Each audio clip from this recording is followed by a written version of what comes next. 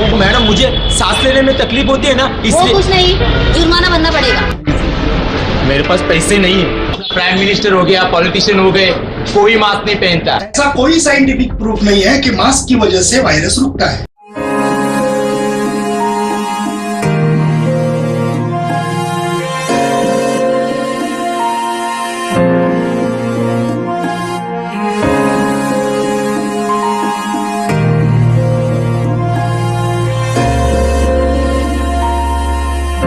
हाल ही में आपने एक खबर सुनी होगी कि एक बच्ची के साथ अत्याचार करने वाले आरोपी को उसके पिता ने गोरखपुर कोर्ट में मार दिया, क्योंकि उस बच्ची के पिता को अपनी न्याय व्यवस्था पर विश्वास नहीं था। बहुत सारे लोगों को ऐसे आशंकाएं हैं कि न्याय देर से मिलता है और सामान्य व्यक्ति को न्याय मिलता ही नहीं। बहुत हद तक ये बात ठीक भी लगती है, लेकिन इसका मतलब ये नहीं कि हमारी न्याय व्यवस्था गलत है।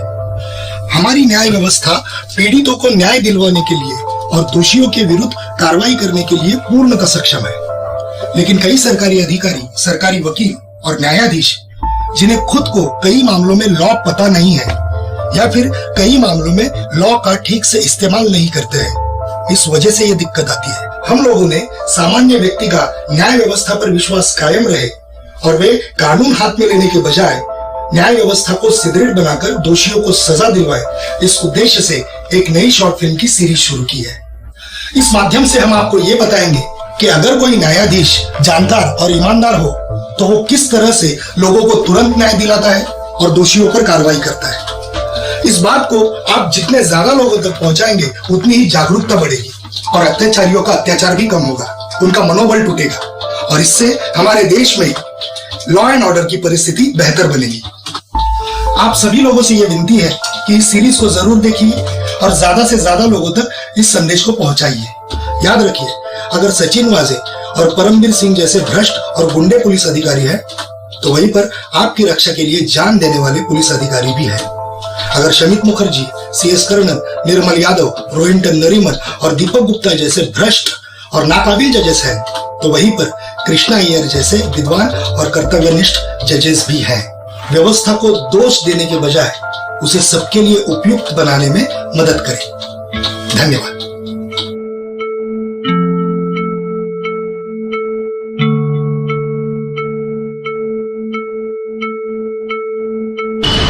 एक मिनट, साइड में आइए।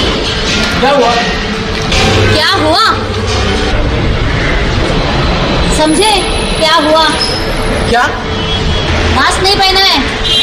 हाँ, वो मैडम मुझे सांस लेने में तकलीफ होती है ना, वो इसलिए। कुछ नहीं, जुर्माना भरना पड़ेगा। जुर्माना? लेकिन मैडम मेरे पास तो पैसे नहीं है तो पुलिस को बुलाना पड़ेगा। पुलिस? मैडम प्लीज मेरी बात सुनिए ना। क्या है, नया नया जॉब लगा है मुझे। लॉकडाउन में ना नौकरी भी चली गई, 1 महीना भी नहीं हुआ अभी काम पे लगे हुए। बात आपकी सही है, लेकिन मैं भी मेरा काम ही कर रही हूँ, ठीक है? पैसे तो आपको भरने ही पड़ेंगे, या फिर पुलिस देखेगी आगे का काम। और एक बार मैं आपको पुलिस के पास ले चलूँ तो फिर। मैडम प्लीज, लेकिन मेरे पास सच में पैसे नहीं है। चाहिए तो आप चेक कर लीजिए ना। हमारे पास दूसरा कोई काम धंधा नहीं है क्या? हाँ, दुनिया में क्या चल रहा है तुम्हें पता भी है? तुम्हारे जैसे लोगों की वजह से ही ना कोरोना फैल रहा है। एक काम करो, पैसे तो भरने ही पड़ेंगे, या फिर मैं अभी पुलिस को बुलाती हूँ। मैडम प्लीज, मेरे पास पैसे नहीं है, लेकिन मुझे जाने दीजिए ना, मुझे बहुत देर हो रही है मैम। अच्छा, देर हो रही है, ठीक है। ओ साहब! नहीं मैडम, मैडम सुनो ना। साहब आप देख लो, अभी मैं जा रही हूँ। साहब जाने दो ना साहब। साहब वो ऑफिस से फोन पे फोन आ रहे हैं साहब। एक बार गलती हो गई ना, छोड़ दो ना साहब। साहब मैं आपके पैर पड़ता हूँ साहब। साहब प्लीज जाने दो ना। ये बाहर तुझे मत चुप रहने का, एकदम चुप रहने का है? और ऑफिस से फोन आ रहा है ना तो उनको बोलने का आके पैसा भरो। नौकरी लगता वो नया नया जॉब है ना साहब, प्लीज। तो पहनने का ना मास्क। साहब वो सांस लेने में तकलीफ होती है इसलिए नहीं पहना। सरकार पागल है ना, नियम बनाया।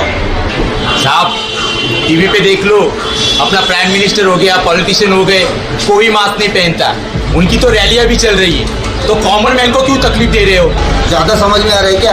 जुर्माना भरना है या नहीं? साहब सच में मेरे पास पैसे नहीं है, नहीं तो मैं दे देता। आप चाहे तो चेक करो ना बटवा। ए बाबा, ये क्या कर रहा है? ऐसा कॉमन पब्लिक का बटवा चेक करने का राइट्स नहीं है हमारे पास। तो फिर क्या कॉमन पब्लिक को हरास करने का राइट है इनके पास? किस अधिकार से इन्हें रोका गया? किस अधिकार से गलत चार्ज लगाया गया? ऑब्जेक्शन जज साहब, कोई गलत चार्ज नहीं है। इन जैसे गैर जिम्मेदार लोगों की वजह से बाकी सब लोगों को परेशानियां झेलनी पड़ती है। इनको इनके जिम्मेदारी का कोई एहसास ही नहीं है। आज इस देश में जो मुसीबत की घड़ी आई है, इतने लोगों की जानें चली गई है, लेकिन इन सब से इन लोगों को कोई फर्क ही नहीं पड़ता। सब मिलकर यह कोशिश कर रहे हैं कि इस भयंकर बीमारी को कैसे रोका जाए, लेकिन इन लोगों को इस बात की गंभीरता से कोई लेना देना ही नहीं है। इसलिए मैं आपको विनती करता हूँ कि इन्हें इनकी गुनाह की लायक सजा दी जाए। कौन सा गुनाह मिलॉर्ड? सरकारी वकील साहब ने इधर उधर की बातें कर ली, सभी झूठी बातें कही, उस पर मैं बाद में आऊंगा। लेकिन ये जिस गुनाह की बात कर रहे हैं वो तो कोर्ट को बताए। जाहिर सी बात है सर, इन्हें सेक्शन 269 के अंडर इन्फेक्शन फैलाने के जुर्म में गिरफ्तार किया गया है। सर, सुप्रीम कोर्ट के डीके बासु की गाइडलाइन के तहत किसी भी व्यक्ति को गिरफ्तार करते समय कारण बताने होते हैं, वो भी लिखित रूप में, और उस जगह के 2 व्यक्तियों के हस्ताक्षर लेने होते हैं। ऐसा कोई पंचनामा हुआ ही नहीं। पुलिस के पास इन्फेक्शन फैलाने का कोई सबूत ही नहीं है माइनर, और ऐसे में पुलिस अधिकारी कंटेम्प्ट ऑफ कोर्ट और आईपीसी 220, 341 और 342 के तहत सजा के हकदार है। सर, पर मास्क नहीं लगाओगे तो इन्फेक्शन फैलेगा ही ना। ऐसा कोई साइंटिफिक प्रूफ नहीं है कि मास्क की वजह से वायरस रुकता है। सरकार के आईसीएमआर विभाग ने और हेल्थ मिनिस्ट्री ने लिखित में दिया है कि उनके पास कोई सबूत नहीं है कि मास्क लगाने की वजह से इंफेक्शन नहीं फैलता है। तो मिलॉर्ड, लोगों से जो पैसे लिए जा रहे हैं फाइन के नाम पर, जिस तरीके से लिए जा रहे हैं, डराकर धमकाकर, मैं कहूंगा ये एक तरीके का एक्सटॉर्शन है।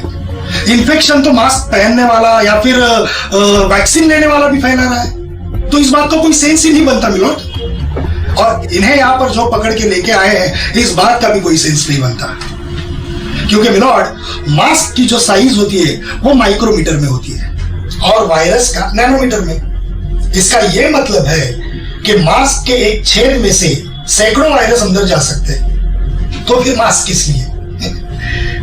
गवर्नमेंट ऑफ इंडिया ने आरटीआई के जवाब में कहा है कि उनके पास ऐसा कोई वैज्ञानिक प्रमाण नहीं है कि मास्क लगाने से वायरस रुकता है। आगे ये लिखा है कि healthy people should not wear the mask. जैसे कि आप देख रहे हैं, ये हेल्दी है। Wearing mask is not mandatory.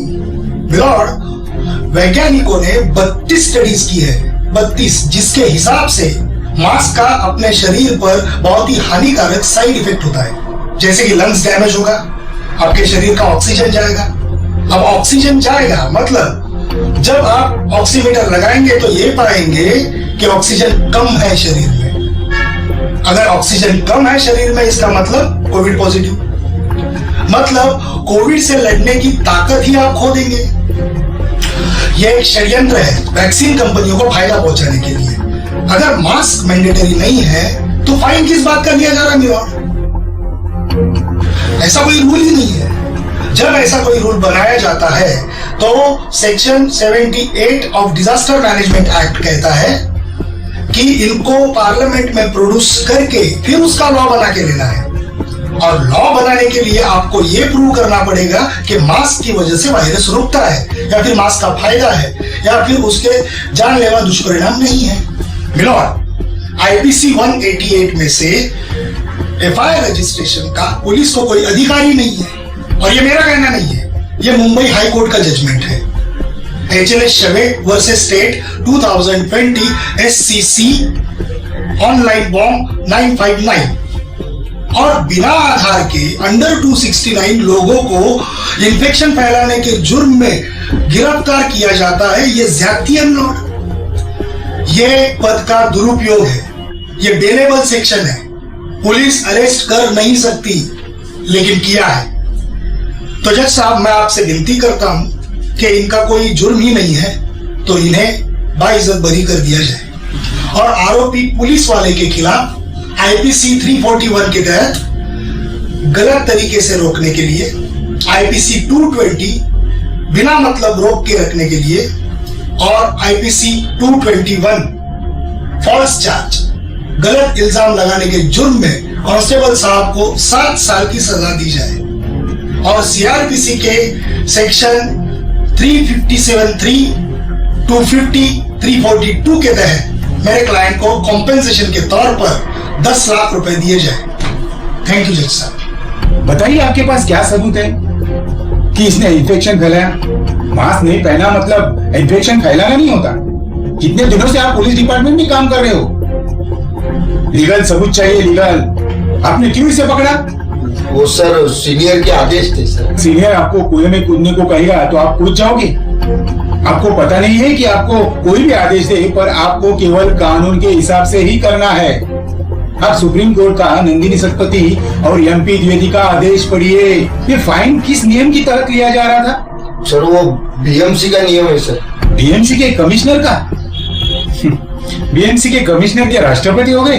क्योंकि डिजास्टर मैनेजमेंट एक्ट में किसी भी तरह का फाइन लेने का कोई प्रोविजन नहीं है और जब तक पार्लियामेंट में नया कानून बनाया ही नहीं तब तक आप कुछ भी फाइन लेते हो तो गैर कानूनी माना जाता है, ऑफेंस ऑफ एक्सटॉर्शन माना जाएगा। तो मैं मार्शल के खिलाफ एक्सटॉर्शन का सेक्शन 385 और अन्य धाराओं के तहत प्रोसिक्यूशन में ऑर्डर करता हूँ क्योंकि इन्होंने पुलिस की धमकी देके पैसा वसूल करना चाहा। सरकारी वकील साहब, आप आपका कर्तव्य भूल गए हो। अब सरकारी वकील हो, अब पहले ऑफिस ऑफ कोर्ट हो, अब पुलिस के माउथ पीस नहीं हो। आप पोस्टमैन की तरह काम नहीं कर सकते हो। जो पुलिस ने बोला और आपने कोर्ट को बोल दिया।